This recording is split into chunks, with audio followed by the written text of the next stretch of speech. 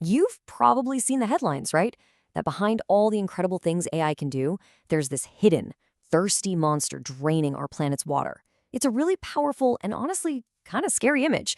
But how true is it? Let's dig in. I mean, headlines like this one from the New York Times, they paint a pretty clear picture. It feels so immediate and personal. A giant tech company moves in, and boom, the water's gone. This is the story a lot of us have in our heads. But what if that whole narrative is missing the point? The author of our source material today, Andy Masley, he makes a really provocative claim that when you actually run the numbers, this whole AI water crisis is, and I'm quoting here, a fake problem. Now that's a bold statement, so let's see how he backs it up. Okay, first things first. Before we can even touch the data, we need to get a couple of key definitions straight. This is kind of like our toolkit, straight from the author. Without these, honestly, the numbers just won't make any sense. All right, first up, consumptive versus non-consumptive use. Here's a simple way to think about it. Non-consumptive is like scooping a cup of water from a river and then pouring it right back in. You used it for a second, but it's back in the system. Consumptive use is when that water evaporates. It's actually gone from the local supply. This difference right here is absolutely crucial. Next, we've got direct versus indirect use. Direct use is what you'd probably guess. It's the water used right there, inside the data center, mostly to keep all those servers from overheating. But indirect use, that's the water used somewhere else, like at a power plant, to generate the electricity the data center needs. And as you're about to see, most of AI's water footprint is actually in that indirect bucket. And wow, this chart just lays it all out, doesn't it? According to the author's analysis, a massive 90% of AI's total water footprint is non-consumptive and indirect. That's water that's just borrowed by power plants and then returned. Only that tiny little sliver, just 3%, is water that's actually consumed on site at the data center itself.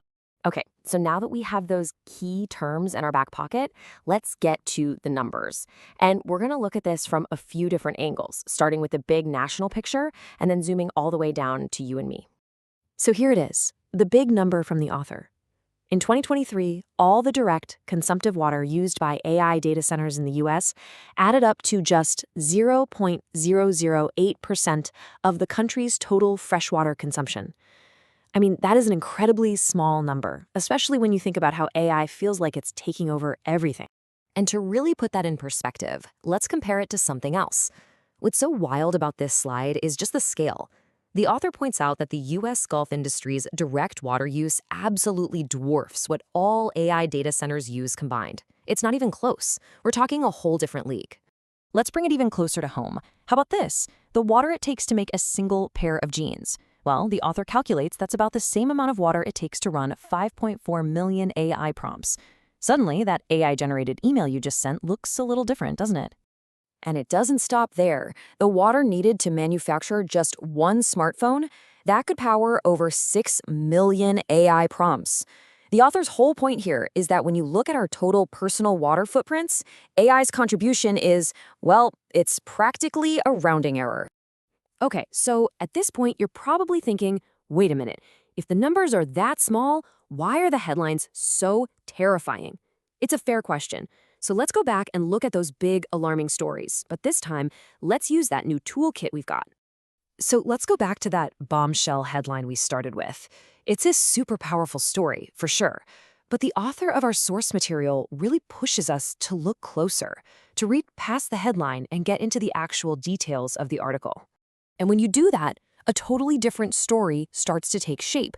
The author highlights that the article itself clarifies that the taps ran dry because of sediment kicked up during construction, not because the data center was guzzling water. In fact, the center wasn't even turned on yet.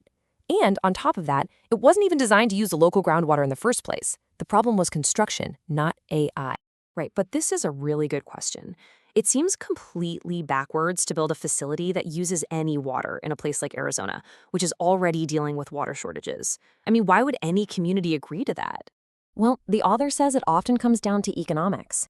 In a place like Maricopa County, Arizona, it turns out data centers generate way more tax revenue for the community for every gallon of water they use compared to other industries, like, say, golf courses. So for a city in the desert, it can actually be a super water-efficient way to fund schools, roads, and other public services. Okay, but this is where things can get really emotional, right?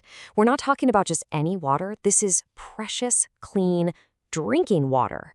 Surely using that to cool servers has got to be a problem. Now, here's where the author makes a really surprising and kind of counterintuitive point. When a big, reliable customer like a data center comes in and starts paying the local utility for a lot of potable water, that new revenue can fund massive upgrades to water treatment plants. And because of economies of scale, this can actually end up making clean water cheaper and more available for everybody in the community. So, what about the future? Well, the author puts out a pretty aggressive forecast. Even if AI use grows by 10 times by 2030, its direct water consumption would still only be about 0.3% of America's entire potable water supply. All right, to wrap all this up, the author wants us to think about one last really crucial trade-off, because this whole conversation about water might be distracting us from a totally different and maybe more important environmental question. And this slide just lays out the choice perfectly. See, you can cool a data center with air instead of water. But, and this is a big but, air cooling uses way more energy. So choosing not to use water often means choosing to burn more electricity. And in many cases, that means generating more CO2 emissions. It's a direct environmental trade-off. So we're left with this final question from the author. By focusing so hard on what he argues is a pretty tiny water footprint, are we kind of missing the bigger, much more complex challenge of AI's energy consumption and its real impact on our climate? It's definitely something to think about.